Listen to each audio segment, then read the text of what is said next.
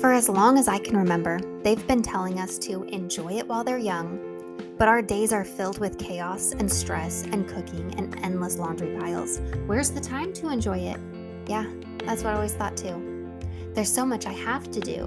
When do I find time for peace and joy and happiness when I barely have time to sleep? Mama, it's time to make shift happen. You can be a happy mom. If I can, you can. Trust me. I've been a mess, I've been depressed, I've been overwhelmed, I've been to the bottom of the pits, and I've risen, I've grown, I've bloomed, and it all started when I realized I didn't have to anything. I get to. It is my privilege and my honor and my divine responsibility to be the queen of my home. It's not a burden. I'm not a burden. I'm in charge. I'm the ruler. I'm the chaos coordinator. I'm the calm in the storm, and so are you. Come with me. Let's rise, mamas. Adjust your crown, accept your responsibility, change the effing world together. It's all in the way we choose to see it. I'm so glad you're here, friend. You're listening to Meant to Bloom with Brittany Clarkson. Welcome, friends, back to Meant to Bloom. I'm your host, Brittany Clarkson. I'm so glad to have you here. Oh, this is so different recording podcast episodes like on video, because this is going to YouTube and the podcasting platform. So it's really weird watching myself record a podcast episode. I'm used to recording just straight up videos for my courses and lessons, but whatever. Okay, into the episode. So I am on this current journey. I'm in this current state of ruthlessly pursuing peace in my life. Honestly, I've been feeling stressed a lot lately. Like I can feel it like detached from that deep sense of gratitude that I was so attuned with. Like about a year ago, I really, really got into gratitude and I was really talking about it all the time. And I was practicing it all the time. And I felt this like it kind of faded away. I kind of lost that habit of really getting grounded into gratitude. And I was just repeating the same, I'm grateful for, I'm grateful for, I'm grateful because. And I kind of like lost that deep sense of feeling that I used to have. So I need to kind of revamp that a bit and really go deeper, I guess, to really activate that feeling of gratitude again. And I feel like that really helps to overcome just that feeling of stress and anxiety that rises. Being a mom, it's my cat. Being a mom, like in a new house, we just shifted a lot of things in our life. We moved to a new neighborhood.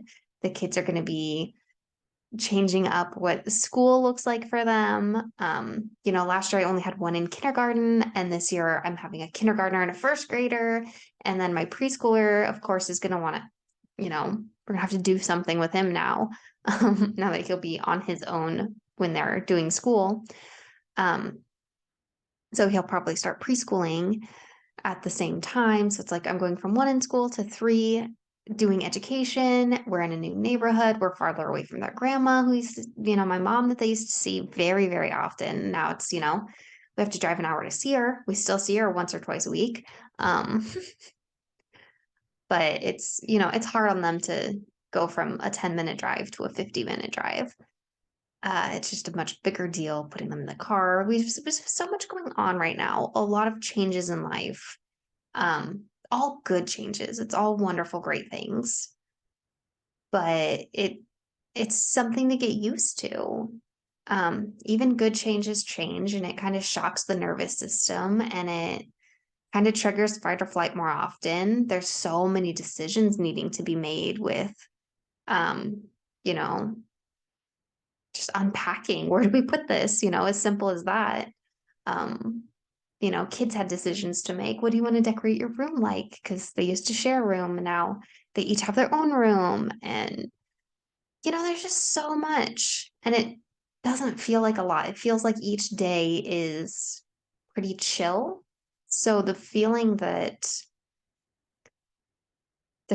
like realizing that my stress levels were pretty high, that I am reacting out of stress, was kind of a shock to me. It was a surprise because I did not expect that feeling. I expected like things are chill, things are good. I should just be chill. Like I shouldn't be stressed when everything is fantastic, right? And yet there was stress. And so I'm ruthlessly pursuing this piece now. And I know that gratitude is a piece of it. I need to get deeply grounded back into that. So I'm going to go back and take my own advice on how to really get grounded deeply into gratitude. And I'm going to try some different things I haven't done in a while, some different gratitude practices and exercises, probably some gratitude meditations off YouTube. And I'm really going to make that a priority to really feel the gratitude instead of just saying it. I mean, I journaled this morning on gratitude and like the feeling just still isn't totally there. It's kind of like just repeating mantras and affirmations where it's like, I don't fully believe it, even though I know it's true. And I'm just not quite there yet. But we'll get back to that. And that's the hope. That's the piece I have, that I'm going to get back to that. And so ruthlessly pursuing peace in my life doesn't mean that I'm cutting out everything and everyone who disturbs that peace. But what it does mean is that I'm rewriting the meaning behind these actions and interactions and things that are happening around me. Okay, there are things in life that do not bring peace, or they don't bring peace for a season, that you just can't cut out. I mean, children, for one thing, do not bring peace all the time. They bring a lot of chaos and a lot of stress because they are children. And if you're attaching what they're doing to mean anything about you, get out of here. If you're taking what they're doing that triggers you and making it mean something about you, you're going to feel higher stress about it. You're going to feel resentment about it. Boys, if you take what someone else is doing and make it mean something about you, you will never have peace in your life. And you can't just cut out people who act in ways that you don't want, because you will end up with no one left in your life. So we can't always ruthlessly cut out a source of stress. We have to reframe what that stress means about us. Okay. This brings me to my next point. You cannot control everything in your life, and you cannot control other people. All right. I'm a planner gal. I plan everything. And if I expected everything to go as planned 100% of the time, I would be so miserable. I would believe so many negative false thoughts about myself as a person. You cannot expect everything to go as planned, but it is good to have a plan. It really is. You need to have direction. You need to have intention. You need to know where you want to go. Otherwise, you'll never know when you get there, right?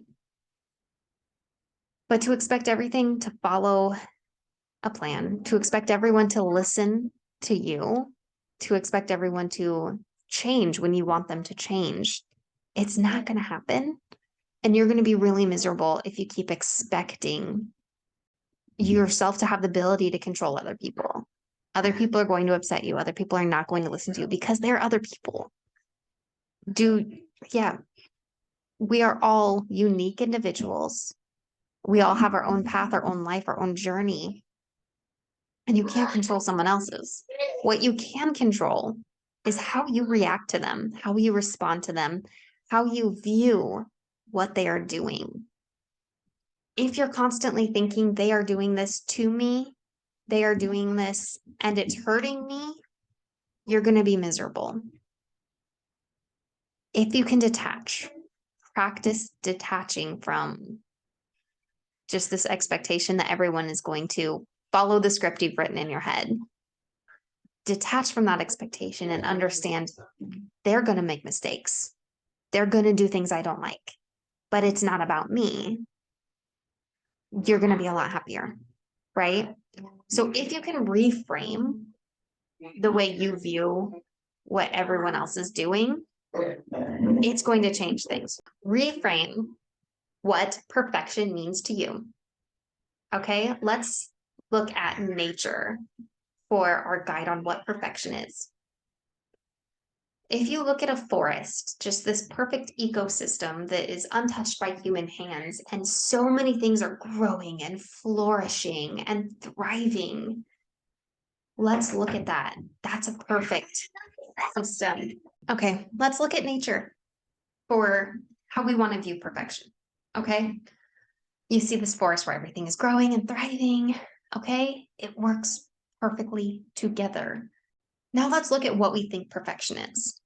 Okay, when I think perfection, what do I think? Honestly, I'm picturing white, clean, square grids. Everything has a place, everything is perfect. This very like minimalist perfection where everything is balanced. I picture cookie cutter. I picture so many things that are man-made. Man-made is not perfection. We tend to think everything that is perfect is man-made. And that is our crippling flaw. Man-made does not equal perfection. Here's this thing that I have realized. Okay, we just moved to this new house and everything outside is landscaped. Like, we got the bark chips, we've got hydrangeas and Japanese maples and, all of the Burberry bushes, whatever. Like, there's all kinds of things that are like someone paid. What happened is this was a forest that was thriving on its own.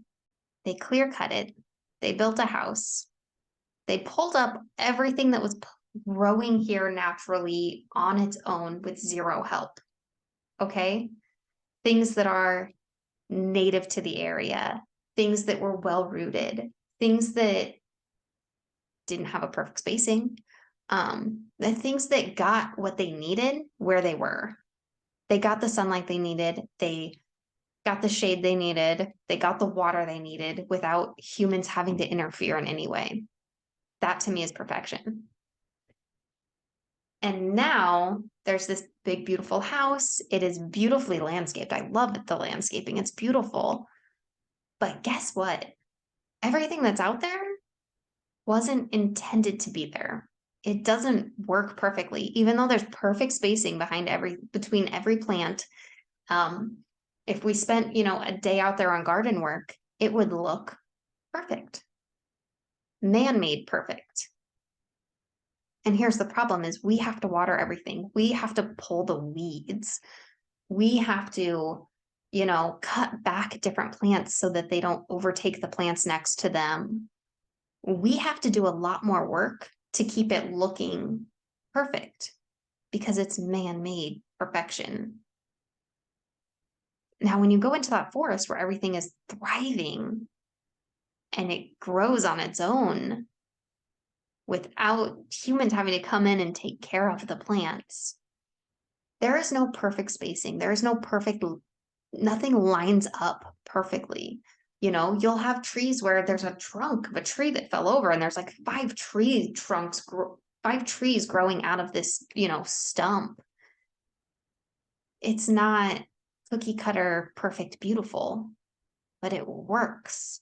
And every plant in there has what it needs to thrive without me having to come in and water them and fertilize them and prune them and weed them. Natural perfection doesn't look like human perfection. And if we're going for natural perfection and we're okay with it not looking the way we thought it needed to look, we might end up with something that thrives easily and naturally on its own. Try that in your life and in your relationships. It doesn't have to look the way you thought it was supposed to look, because that's what this cookie cutter human made perfection looks like. It can look different. Sometimes being unperfect is what it takes to thrive easily, naturally, on its own. Life can be so much easier than we make it. If I just let my yard be wildflowers that are all native and grow on their own, it could be beautiful. And it's far less work on my part. Nature wants to naturally grow what you need, even edible natural flora will grow if you let it. But we take the lead on society and we let them tell us what things look right. We let, we let this major corporation tell us that dandelions are weeds and that we should pull them because the only acceptable front lawn is perfect green grass with nothing interrupting it, cut all the time, watered to be green. That takes a lot of work. When if you just let it naturally grow, you end up with all these dandelions and goosefoot and all kinds of things that are healthy and good for you. Like, oh my goodness, have you heard about dandelions? They are so good for your heart. You can make them into teas, you can put them into salads, like you can make dandelion jam, and it's really good for you, and it grows on its own, and it's natural. And it's less work for you to let the dandelion grow all by itself than it is for you to pull the dandelions out and have this perfectly manicured front lawn. Okay, and I'm not saying I'm 100% against perfectly manicured front lawns because I do enjoy having this space of a lawn. But as a compromise with my husband, we also have wildflowers. We also have designated space where I'm allowed to let dandelions grow because I can't control what he thinks. I can't control the way he keeps the lawn in the house that he pays for, that he lives in. He gets to have things for himself, just like I get to have things for myself. And it wouldn't be right for me to try to control him the way he tries to control the lawn, Live and let live. We have to make compromises. We have to just let things be easy because that's the way our relationship is going to thrive. It's less work for me to not nag him about letting dandelions grow in his yard. Do you get what I'm saying here? So let's go ahead and take time to journal through where you may be expecting an unreasonable perfection. Maybe you're putting in a lot more work to get a lot less out. Maybe you're trying to keep a perfectly manicured lawn somewhere in your life, but you'd be a lot happier if you let wildflowers grow. Something to think about, something to sit with, something that I really hope uncovers something so deep inside of you. I love you, friend. You are beautiful. Keep on going, keep on growing.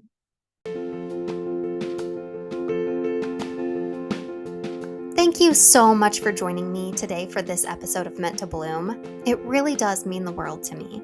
But are you ready to take this a step farther? Check out the description below of this episode and grab your mindset makeover. It's totally free, my gift to you. Then hop on Instagram and let me know what you thought of this episode. Tag me at Britt Clarkson, that's BritClarkson. If any part of this resonated with you, please let me know by tagging me or leave a review and share on social media so other mamas can find this too. If it helped you, it's gonna help someone else. You're part of a movement now. Let's go.